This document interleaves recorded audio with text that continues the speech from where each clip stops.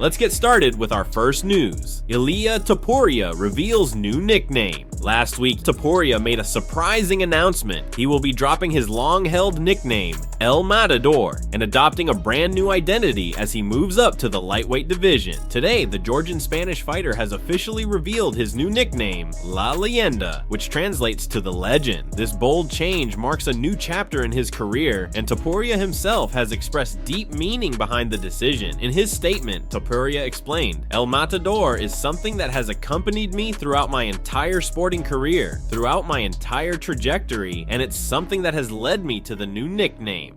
This shows that while he is leaving behind El Matador, he acknowledges how important that identity was in shaping his journey so far. However, with his rising success and his ambition to dominate yet another weight class, he feels it's time for an evolution, a transformation into something even greater. Topuria has never been one to lack confidence. His belief in himself is unshakable, and this is reflected in the way he speaks about his new nickname. He continued, "It's always what I say, you need to believe, you need to see to believe. I believe it first, and then I see it. So the nickname that will accompany me in my next fights is going to be La Leyenda." These words perfectly capture the mindset that has made Topuria such a dominant force in the featherweight division, and now as he steps into lightweight, he wants to ensure that the world knows he is not just another fighter, he is destined for greatness. By calling himself the legend, Topuria is making a statement. He isn't just aiming to win fights, he wants to create a legacy, something that will be remembered for generations to come. Fans have reacted with excitement and curiosity about what this means for his future. Some see it as a sign of growing confidence, while others view it as a declaration that Topuria is ready to take on the very best in the world. There's no doubt that he is already a force to be reckoned with, but with this new nickname, he is sending a clear message. He intends to write his name in the history books. With his aggressive fighting style, technical prowess, and unshakable self-belief, Topuria is gearing up to prove that La Leyenda is not just a name, it's a prophecy. The lightweight division better be ready because Ilia Topuria is coming, and he plans to make history. Moving on to our second news, Kamaru Usman compares Leon Edwards to Sean Strickland. Kamaru Usman recently shared his thoughts on Leon Edwards' shocking loss to Sean Brady over the weekend, offering a strong critique of Edwards' reign as welterweight champion. For those who remember, Leon Edwards made history by defeating Usman with a brutal head kick in March of 2023. At the time, Usman was in full control of the fight, leading on the scorecards and seemingly on his way to victory, until Edwards landed that perfectly timed kick that changed everything. The knockout was one of the most dramatic moments in UFC history, and it instantly made Edwards the champion. But according to Usman, Edwards' time at the top was never meant to last. Usman didn't hold back when discussing why Edwards struggled to maintain his position as champion. He argued that Edwards won the belt through some form of magic, a moment of brilliance rather than a sign of sustained dominance. He went on to say that after capturing the title, Edwards' ego grew, and he failed to make the necessary adjustments to continue evolving as a fighter. In Usman's eyes, this is what ultimately led to his downfall. He then compared Edwards' situation to that of Sean Strickland, another fighter known for his unpredictable rise and fall in the rankings. Usman explained, "You know, it was just textbook. He followed the blueprint to a T, and he even improved upon it. So great for Sean Brady. Man, it was a flawless victory, really." His point was clear. Brady executed his game plan perfectly, while Edwards once again showed vulnerabilities in his style. Usman continued, elaborating on what happens when fighters become champions without addressing the weaknesses in their game. He said, "And I think, listen Henry, I think when you do become champion, you know, by some form of magic or whatever, somehow you become champion, you start feeling yourself. You start feeling like, yo, I got the sauce. I'm that dude now. I'm the best." But Usman made it clear that confidence alone isn't enough to stay at the top. He warned, "But you still have holes in your game that need to be corrected. And if you don't take the time to really try to work on that and enhance that game, or at least clean those up, you won't stay there for very, very long." His words paint a harsh but realistic picture of what happens when fighters get too comfortable. In a division filled with hungry challengers, being a champion is about more than just winning the belt. It's about constantly improving and evolving. For Usman, Edwards failed to do that, and in his opinion, that's why his reign came to an end. Moving on to another news, Magomed Ankalaev responds to Joe Rogan. Magomed Ankalaev has responded to the recent claims made by Joe Rogan regarding Alex Pereira's health during their fight at UFC 313. MMA. On a recent episode of the Joe Rogan Experience, Rogan discussed what he had heard about Pereira's condition leading up to the fight and the physical state he was in when he stepped into the octagon. Rogan didn't hold back, saying, "They say he fought with a broken hand and neurovirus against Ankalaev. He fought with a broken toe before. When he beat Jiri Prochazka, he had a F-ed up knee.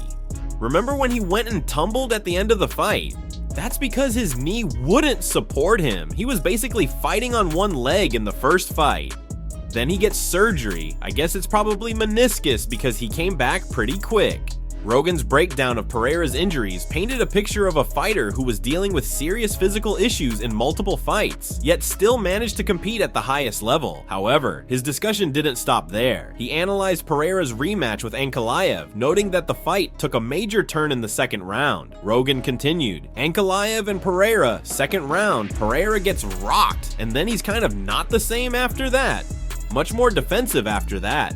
I saw a good breakdown of Ankalaev's stand-up against Pereira. It was very high level, especially taking away the front hand. He's doing this circular motion with his hand and taking away angles." The discussion then shifted to the possibility of a rematch, something that fans have been eager to see. Rogan predicted that the UFC would run the fight back, saying, "They're going to run it back, I'm sure. That's a big fight in that division. And if Pereira can come in healthy, but he's another one, he's too active."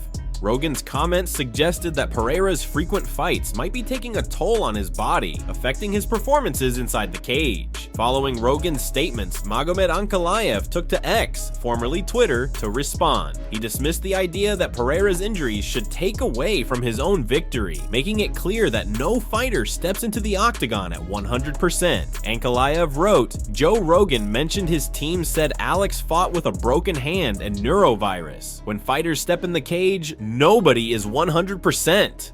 I was offered a rematch with him in August, and I said yes. But if he's not ready, I will fight whoever is next. It doesn't matter." Ankalaev's response showed that he is not concerned about the circumstances surrounding his win. Whether it's a rematch with Pereira or another top contender, he is ready to fight whoever comes next. Moving on to another news, Demetrious Johnson still getting offers to fight. Demetrious Mighty Mouse Johnson has revealed that he still has offers coming in for him to fight, but at this stage in his career, it's just not worth it. Despite being one of the greatest fighters in MMA history, Johnson has made it clear that he has no interest in returning to competition, even though he continues to receive big offers to step back into the cage. His last fight took place in May of 2023, where he successfully defended his one flyweight championship by defeating Adriano Moraes in their highly anticipated trilogy bout. Many fans and promoters have since speculated whether Johnson would fight again, but he recently put an end to the discussion in an interview with MMA Junkie. Mighty Mouse expressed his thoughts on the matter, making it clear that he has nothing left to prove. He said, "There's no point to it. There's got to be a point in time when it's like, okay, when is it enough? I felt that after the Adriano Moraes fight. This is the pinnacle. I was UFC champion. I was one championship champion. There's nothing else for me to prove. Make more money? Nope,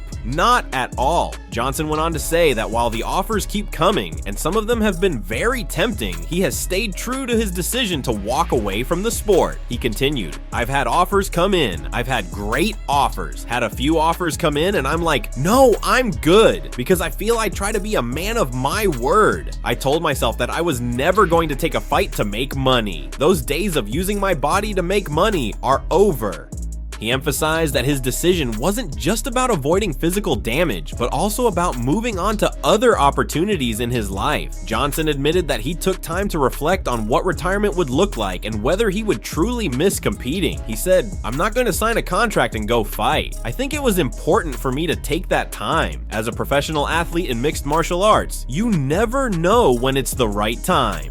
For Johnson, retirement isn't about financial struggles or a lack of options. It's a conscious decision to move on. Instead of stepping into the cage, he has focused on jiu-jitsu, content creation, and business ventures, proving that there is life beyond fighting. Moving on to another news, Tom Aspinall responds to Jon Jones. For Tom Aspinall chants. Tom Aspinall has addressed the F Tom Aspinall Chants that erupted during the Dirty Boxing weigh-ins over the weekend while Jon Jones and Mike Perry were on stage. The moment caught the attention of fans and media as the tension between Aspinall and Jones has been building for quite some time. While Jones remains the official UFC heavyweight champion, Aspinall holds the interim heavyweight title, and many fans have been calling for a unification bout between the two. However, Jones has repeatedly avoided discussions about fighting Aspinall, and this recent incident only added fuel to the fire. During the event, as Jones stood on stage, a section of the crowd loudly chanted, "Faz Tom Aspinall," which quickly spread throughout the venue. Jones, who has had his fair share of rivalries in the past, didn't directly react but seemed slightly amused by the moment. Some fans speculated whether he had orchestrated the chants or if it was simply a spontaneous outburst from supporters who aligned themselves with the GOAT of the heavyweight division. Tom Aspinall, however, showed zero emotion about the situation. In an interview with Ariel Helwani, he reacted to the clip with complete indifference, saying, "He looks a bit uncomfortable there. Looks a bit awkward.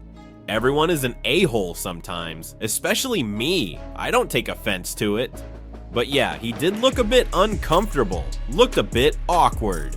Aspinall's response was typically calm and collected, as he has never been one to get too emotional about what fans say or do. He understands that MMA is a game of rivalries, and trash talk, boos, and chants come with the territory. Some fans admired how he shrugged off the situation, while others saw it as further proof that he remains unbothered by Jones's mind games. Regardless of the chants, the bigger question remains, will Jon Jones ever fight Tom Aspinall? Jones has insisted that he is more interested in facing Stipe Miocic, even though Miocic hasn't fought since 2021. Meanwhile, Aspinall continues to call out Jones, making it clear that he is ready to unify the belts anytime, anywhere. Whether the fight happens or not, one thing is for sure. The tension between these two heavyweights is only getting stronger. Moving on to another news, Colby Covington loses it on drunk-a-hole Paul Felder. Colby Covington has once again found himself in the middle of another heated rivalry, this time targeting former UFC fighter and commentator Paul Felder. The drama began when Felder made some remarks about Covington on the Believe You Me podcast. Felder didn't hold back, saying, "I think that his persona is fading. Do you know what I mean? I think he's struggling to keep that MAGA, Mr. America, bully from college persona these days. I think now, at late 30s, towards the end of his career, he's struggling to keep that same face with that bulls." And that's the problem with that type of personality, when it's not genuine, because it's not with Colby. I've hung out with the guy for an extended period of time, and he's not like that.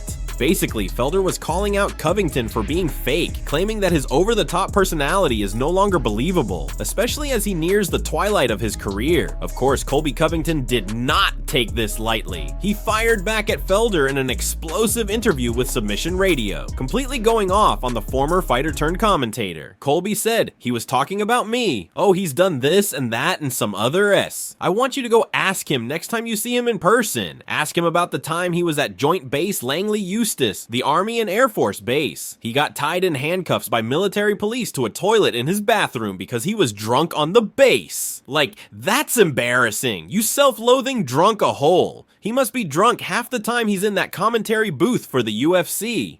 Man, I feel bad for the UFC. They need to get some new commentators. And what better man than me? I could be the UFC commentator. I don't have any stories like that. Felder and I are definitely going to have a word.